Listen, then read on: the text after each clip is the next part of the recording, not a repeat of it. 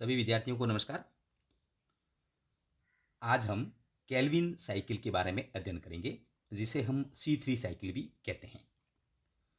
इससे पहले मैंने आपको लाइट रिएक्शन, जिसे हम प्रकाशिक अभिक्रिया कहते हैं, उसके बारे में आपको संपूर्ण जानकारी दी थी कि किस प्रकार लाइट रिएक्शन संपूर्ण होती है और हरित लवक का जो ग्रेना होता है उसके अंदर ये प्रक्रिया पूर्ण होती है। लाइट रिएक्शन का जो मुख्य उद्देश्य था वो था फॉर्मेशन ऑफ एटीपी और NADPH2 का निर्माण करना, और ये जो ऊर्जा एटीपी और NADPH2 के रूप में संचित रहती है, इसी एनर्जी का उपयोग करते हुए डार्क रिएक्शन के अंदर कार्बन डाइऑक्साइड का फिक्सेशन होता है। आपको ये भी जानकारी होनी चाहिए कि जो डार्क रिएक्शन की अभिक्रिया है, या जिसे हम केल्विन साइकिल भी कहते हैं, ये संपूर्ण प्रक्रिया क्लोरोप्लास्ट के स्ट्रोमा में संपन्न होती है। तो विस्तृत रूप से हम अध्ययन करेंगे कि CO2 का फिक्सेशन कैसे होता है, किस प्रकार से ग्लूकोज का निर्माण होता है, जो कि फोटोसिंथेसिस या प्रकाश संश्लेषण का मुख्य उद्देश्य है। सबसे पहले थोड़ी जानकारी आपको ये पता होनी चाहिए कि इसे हम डार्क रिएक्शन भी कहते हैं। इसे केल्विन साइकिल के नाम से भी जानते हैं, क्योंकि केल्विन नामक वैज्ञानिक ने इस साइकिल की खोज की थी। ब्लैकमैन रिएक्शन भी इसको कहा जाता है। C3 साइकिल भी इसको कहते हैं, क्योंकि जब अभिक्रिया हम पढ़ेंगे, जो पूरा साइकिल पढ़ेंगे, तो उसके अंदर जो पहला प्रोडक्ट बनता है वो 3 कार्बन का होता है, इसलिए हम इसे C3 साइकिल भी कहते हैं। इसे बायोकेमिकल फेज भी कहते हैं, और कार्बन डाइऑक्साइड फिक्सेशन साइकिल भी के नाम से भी इसको जानते हैं। और जिन पौधों में यह साइकिल या चक्र पाया जाता है उन्हें हम C3 साइकिल भी कहते हैं। तो थोड़ी सी जानकारी आपको होनी चाहिए, जैसा कि मैंने पहले बताया, स्ट्रोमा के अंदर संपन्न होती है। फर्स्ट प्रोडक्ट होता है वो PGA बनता है, जिसके अंदर 3 कार्बन होते हैं। फॉस्फोग्लिसरिक एसिड के नाम से हम इसे जानते हैं, इस वजह से इसको C3 साइकिल कहते हैं। इस साइकिल का सबसे पहले जो अध्ययन था जो केल्विन नामक वैज्ञानिक ने किया था, इसलिए इसे केल्विन साइकिल भी कहते हैं। और एल्गी होती है 2 ग्रीन एल्गी, एक क्लोरेला, या मैंने नाम लिख रखा है, और क्सेनेडेस्मस। इन दोनों शैवालों के अंदर इसका विस्तृत रूप से अध्ययन किया गया था केल्विन के द्वारा, और उन्होंने ये भी बताया कि इनके मध्यवर्ती उत्पाद कौन से बनेंगे, कौन से एंजाइम इसमें काम आते हैं। अब सबसे महत्वपूर्ण, CO2 एक्सेप्टर, जब अभिक्रिया शुरुआत होती है, अभिक्रिया स्टार्ट होती है, तो इसका जो CO2 एक्सेप्टर होता है, पहला एक 5 कार्बन का कंपाउंड होता है, जिसे हम RUBP या राइबोलोज 1,5 बाईफॉस्फेट के नाम से भी हम इसे जानते हैं। तो शुरुआती जो CO2 को एक्सेप्ट करने वाला जो पदार्थ होगा वो 5 कार्बन का होता है, जिसे हम RUBP कहते हैं। दूसरा, इसके अंदर जो मेन एंजाइम, जो मुख्य भूमिका होती है, जिसे हम रूबिस्को के नाम से भी जानते हैं, या इसे कार्बोक्साई बिस्म्यूटेज के नाम से भी जानते हैं, इस एंजाइम की मुख्य भूमिका होती है। इस एंजाइम के बारे में थोड़ी जानकारी आपको ये दे दूं कि इसमें कार्बोक्सिलेज और ऑक्सीजनेज दोनों प्रकार की अभिक्रिया को पूर्ण करने की कैपेसिटी होती है, लेकिन यहाँ पे इसकी जो मुख्य भूमिका होती है कार्बोक्सिलेज, कार्बोक्सिलेज का मतलब CO2 को एक्सेप्ट करने में मुख्य भूमिका निभाएगा। अब एक ग्लूकोज का मॉलिक्यूल बनाने के लिए यह साइकिल, कौन सा साइकिल, जो C3 साइकिल जिसे हम कहते हैं या केल्विन साइकिल कहते हैं, ये 6 बार चलता है, क्योंकि आप जानते हैं कि फोटोसिंथेसिस का मुख्य उद्देश्य ग्लूकोज का फॉर्मेशन करना है। तो 6 बार यह अभिक्रिया पूर्ण होगी। कैसे होगी, इसको भी हम आगे विस्तृत रूप से अध्ययन करेंगे। अच्छा, पहला मैंने आपको जानकारी दे दी कि एक CO2 के लिए, एक CO2 को एक्सेप्ट करने के लिए 3 ATP और 2 NADPH2 की आवश्यकता होती है, और ये जो पूर्ति होगी ATP और NADPH2 की, ये लाइट रिएक्शन से पूर्ण होगी, जिसके बारे में हम पहले अध्ययन कर चुके हैं। तो अगर ये साइकिल 6 बार चलेगा, क्योंकि 6 कार्बन डाइऑक्साइड का फिक्सेशन करेंगे, 6 बार जब साइकिल चलेगा तब अपने पास एक ग्लूकोज का निर्माण होगा। तो कुल मिला के अपने ये कह सकते हैं कि संपूर्ण अभिक्रिया के अंदर 18 ATP और 12 NADPH2 की आवश्यकता होती है। अगर आप डार्क रिएक्शन की जो अभिक्रिया पढ़ेंगे उसमें भी आपको ये जानकारी मिलेगी। तो थोड़ा सा एक बेसिक जो आपको जानकारी होनी चाहिए उसके बारे में मैंने आपको बताया। इस साइकिल के बारे में बिल्कुल शॉर्ट और विस्तृत रूप से हम अध्ययन करेंगे। तो जो C3 साइकिल है उसे हम 4 चरणों में, स्टेप में विभाजित कर सकते हैं। कार्बो ऑक्सीलेशन, इसमें कार्बन डाइऑक्साइड जो एक्सेप्टर होगा उसके द्वारा एक्सेप्ट की जाएगी, एक एंजाइम की भूमिका होती, इसको भी हम आगे पढ़ेंगे। रिडक्शन ऑफ PGA जो 3 कार्बन का जो कंपाउंड बना है उसका अपचयन होगा, और अपचयन होने के बाद डाईहाइड्रोक्सी एसीटोन फॉस्फेट, जिसे हम DHAP कहते हैं, उसका निर्माण होगा।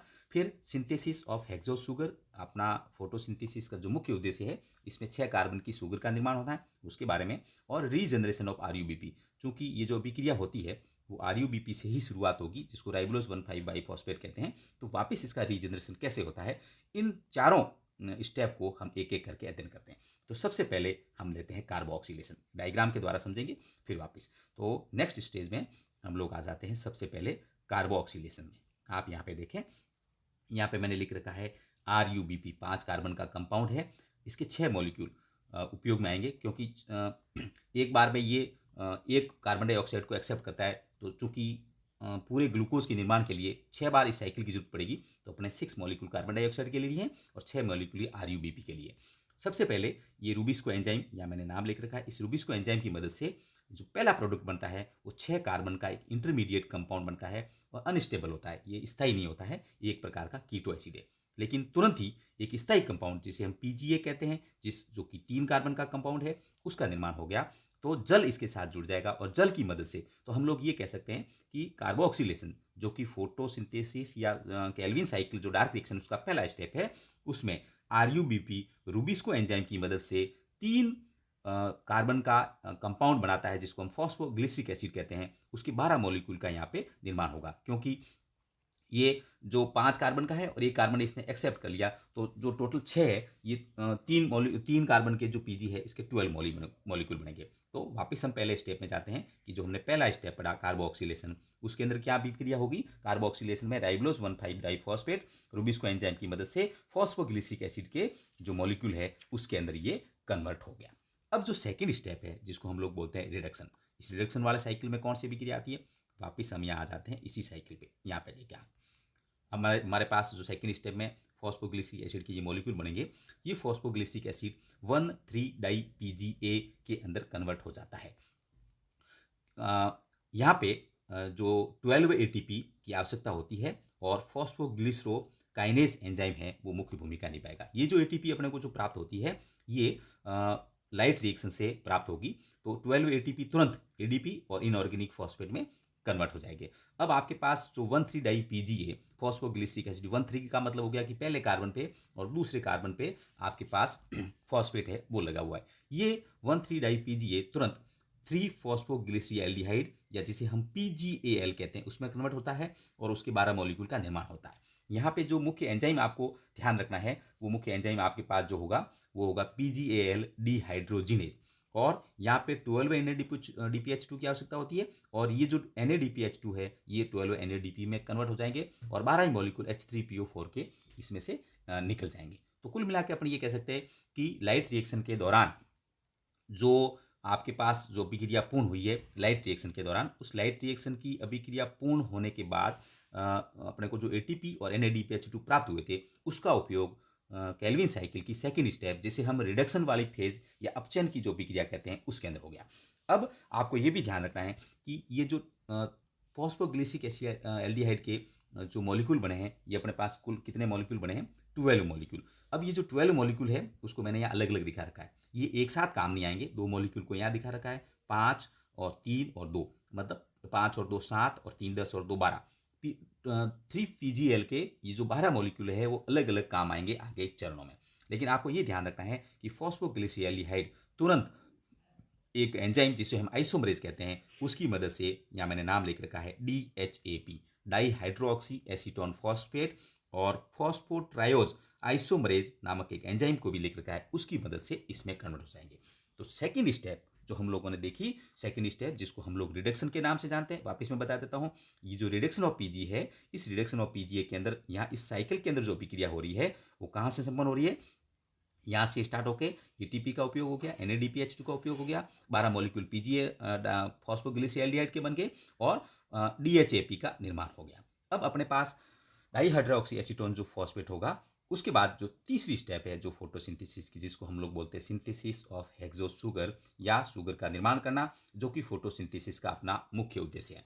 तो इसमें कौन सी अभिक्रिया होती है, इसके बारे में हम अध्ययन करते हैं। यहाँ पे ये देखें आप, यहाँ देखें अपने पास डाईहाइड्रोक्सी एसीटोन फॉस्फेट बन गया है। इस डाईहाइड्रोक्सी एसीटोन फॉस्फेट के कुल मॉलिक्यूल आप यहाँ देखें, 5 मॉलिक्यूल थे PGAL के, वो इसमें कन्वर्ट हुए। 5 में से 2 मॉलिक्यूल को मैंने यहाँ दिखा रखा है और 3 मॉलिक्यूल को यहाँ दिख रखा है। कुल मिला के ये कह सकते हैं कि डाईहाइड्रोक्सी एसीटोन फॉस्फेट के जितने मॉलिक्यूल फॉस्फोग्लिसरीएल्डिहाइड से बनेंगे वो सारे के सारे एक साथ यूज नहीं आते हैं। तो इसमें से जो 3 मॉलिक्यूल है वो DHAP की, यानी डाईहाइड्रोक्सी एसीटोन फॉस्फेट के 3 मॉलिक्यूल, और 3 मॉलिक्यूल जो है ये 3 कार्बन का PGAL फॉस्फोग्लिसरीएल्डिहाइड, ये दोनों आपस में यहाँ देखें ये मिल गए और एल्डोलेज एंजाइम की मदद से आपके पास एक 6 कार्बन का मॉलिक्यूल बना, जिसे हम फ्रक्टोज 1,6 डाइफॉस्फेट कहते हैं। इसके 3 मॉलिक्यूल का निर्माण होगा। तो 3 कार्बन का DHAP है और 3 कार्बन का PGAL है। एल्डोलेज एंजाइम की मदद से फ्रक्टोज 1,6 डाइफॉस्फेट में कन्वर्ट हो गया। अब ये जो फ्रक्टोज 1,6 डाइफॉस्फेट के जो 3 मॉलिक्यूल है, फॉस्फेटेज एंजाइम जो है वो फॉस्फेट को हटा देगा, यानी पहले कार्बन पे और छठे कार्बन पे जो फॉस्फेट ग्रुप लगा हुआ है उसको रिमूव किया, तो आपके पास क्या बच गया? Fructose 6 phosphate. फ्रक्टोज 6 फॉस्फेट के मैंने यहाँ पे दिखा रखा है कि फ्रक्टोज 6 फॉस्फेट के कितने मॉलिक्यूल बने हैं? यहाँ पे 3 मॉलिक्यूल बने। इस 3 मॉलिक्यूल में से एक मॉलिक्यूल है, उसका निर्माण किस में हो गया? ग्लूकोज में कन्वर्ट हो गया। तो जो डायरेक्ट रिएक्शन का जो थर्ड स्टेप थी, फॉर्मेशन ऑफ ग्लूकोज, या जैसे हेक्सोज शर्करा का हेक्सोज शुगर का सिंथेसिस है, उसके अंदर अभिक्रिया क्या होगी? आप वापस देख लें यहाँ से, डाईहाइड्रोक्सी एसीटोन फॉस्फेट, फॉस्फोग्लिसरॉल PGL से मिलके फ्रक्टोज 1,6 डाइफॉस्फेट का निर्माण किया। फ्रक्टोज 1,6 डाइफॉस्फेट ने फॉस्फेटेज एंजाइम की मदद से फ्रक्टोज 6 फॉस्फेट का निर्माण किया, और इसमें से एक मॉलिक्यूल, आप ये कह सकते हैं कि 3 मॉलिक्यूल में से एक मॉलिक्यूल ग्लूकोज में कन्वर्ट हो गया। तो अपने जो तीसरा स्टेप था वो पूर्ण हो गया, और तीसरे स्टेप का अपने जानते हैं कि जो उद्देश्य था वो शुगर का निर्माण करना था। अब अपने पास जो चौथा स्टेप है, जिसको हम लोग बोलते हैं रीजनरेशन ऑफ RUBP, क्योंकि जो साइकिल पूर्ण होगा तो अभिक्रिया का जो CO2 एक्सेप्टर है उसको हम लोग राइबोलोज 1,5 बाइफॉस्फेट कहते हैं, उसका पुनर्निर्माण कैसे होगा, इसको हम यहाँ पे अध्ययन करते हैं। यहाँ पे अब आप देखें कि फ्रक्टोज 6 फॉस्फेट जो है, फ्रक्टोज 6 फॉस्फेट में से 2 मॉलिक्यूल को मैंने यहाँ दिख रखा है, और ये 2 मॉलिक्यूल आप यहाँ पे देखेंगे, ये 2 मॉलिक्यूल फॉस्फोग्लिसरॉल, देखो आप यहाँ पे फॉस्फोग्लिसरॉल को दिखा रखा है, इनके 2 मॉलिक्यूल के साथ मिलके, यहाँ पे वापस आप देखें, इनके 2 साथ के मिलके ट्रांसकीटोलेज एंजाइम की मदद से फ्रक्टोज 6 फॉस्फेट और PGL के मॉलिक्यूल ने मिलके 2 कंपाउंड का निर्माण किया, एक इरिथ्रोज 4 फॉस्फेट और एक जाइलुलोज 5 फॉस्फेट। 2 मॉलिक्यूल इरिथ्रोज 4 फॉस्फेट के बन गए हैं और 2 मॉलिक्यूल जाइलुलोज 5 फॉस्फेट के बन गए हैं। ये जो इरिथ्रोज 4 फॉस्फेट है ये 4 कार्बन का कंपाउंड है, और जाइलुलोज जो है ये 5 कार्बन का कंपाउंड है। अब आप देखें कि इरिथ्रोज 4 फॉस्फेट है, यहाँ 2 मॉलिक्यूल आप वापस देखेंगे, ये जो 2 मॉलिक्यूल DHAP की थे, ये इरिथ्रोज 4 फॉस्फेट के साथ, क्योंकि ये 3 कार्बन का कंपाउंड हो गया और इरिथ्रोज 4 फॉस्फेट 4 कार्बन का कंपाउंड है, ये दोनों मिलके ट्रांसकीटोलेज एंजाइम की मदद से एक 7 कार्बन के कंपाउंड का निर्माण करते हैं, जिसे हम सेडुहेप्टुलोज 1,7 डाइफॉस्फेट कहते हैं। इसके 2 मॉलिक्यूल बन गए। ये सेडुहेप्टुलोज 1,7 डाइफॉस्फेट फॉस्फेटेज के एंजाइम की मदद से, जो कि फॉस्फेट को रिमूव करने का काम करेगा, सेडुहेप्टुलोज 7 फॉस्फेट का निर्माण करता है। इसके भी 2 मॉलिक्यूल बनते हैं और ये भी 7 कार्बन का कंपाउंड है। अब आप यहाँ पे देखें कि जो अपने पास PGL के जो मॉलिक्यूल जो अलग अलग बना रखे थे, जैसे 2 अलग बना रखे थे, 5, 3, 2, तो इन सब का उपयोग बता दिया। 5 का आपने पहले बता दिया, 3 का भी उपयोग बता दिया, इन 2 का बता दिया। अब बचे हुए जो 2 मॉलिक्यूल है PGL के, ये सेडुहेप्टुलोज 7 फॉस्फेट के साथ मिल करके ट्रांसकीटोलेज एंजाइम की मदद से 2 कंपाउंड का निर्माण करेंगे, जिसको मैंने यहाँ दिख रखा है। क्योंकि ये 7 कार्बन का है और ये 3 कार्बन का, तो कुल मिला के अपने पास कितने कार्बन हो गए? 10। और ये 10 कार्बन ट्रांसकीटोलेज एंजाइम की मदद से किसमें कन्वर्ट हो गए? एक राइबोज 5 फॉस्फेट जिसके 2 मॉलिक्यूल और एक जाइलुलोज 5 फॉस्फेट जिसके 2 मॉलिक्यूल का निर्माण होगा। तो यहाँ पे जैसे ही आप देखोगे, यहाँ पे जाइलुलोज 5 फॉस्फेट के 2 मॉलिक्यूल यहाँ बने हुए हैं और जाइलुलोज 5 फॉस्फेट के 2 मॉलिक्यूल यहाँ बने हैं। कुल मिला के कितने मॉलिक्यूल बन गए अपने पास? 4 मॉलिक्यूल। एक स्टेप बनाने का तरीका यहाँ से मैंने दिखा रखा है और दूसरा मैंने यहाँ से दिखा रखा है। अब ये जो दोनों मॉलिक्यूल है, कौन से? जाइलुलोज 5 फॉस्फेट के 2 और ये जो 2 तो ये 4 मॉलिक्यूल जो होंगे। और अच्छा, यहाँ पे आप देखें कि ये जो राइबोज 5 फॉस्फेट बना वो आइसोमरेज एंजाइम की मदद से राइबोलोज 5 फॉस्फेट के अंदर कन्वर्ट हो गया। तो कुल मिलाकर अपन ये कह सकते हैं कि राइबोलोज 5 फॉस्फेट के मॉलिक्यूल कितने बन गए? 2 मॉलिक्यूल ये हो गए, 2 ये हो गए, 2, तो कुल मिलाकर कितने हो गए? 6 मॉलिक्यूल अपने पास राइबोलोज 5 फॉस्फेट के निर्मित हो गए। ये राइबोलोज 5 फॉस्फेट काइनेज एंजाइम की मदद से, जिसको हम डाइकाइनेज भी कहते हैं, उस फॉस्फेटेज एंजाइम की मदद से ATP का इसमें उपयोग होगा और फॉस्फोपेंटोकाइनेज एंजाइम की मदद से ये RUBP के जो 6 मॉलिक्यूल है इसमें कन्वर्ट हो गए। यहाँ पे आपके 6 ATP का उपयोग होगा और यहाँ मैंने भूल गया 6 ADP यहाँ पे आपके निर्मित होता है। कुल मिला के ATP का उपयोग यहाँ पे भी आएगा।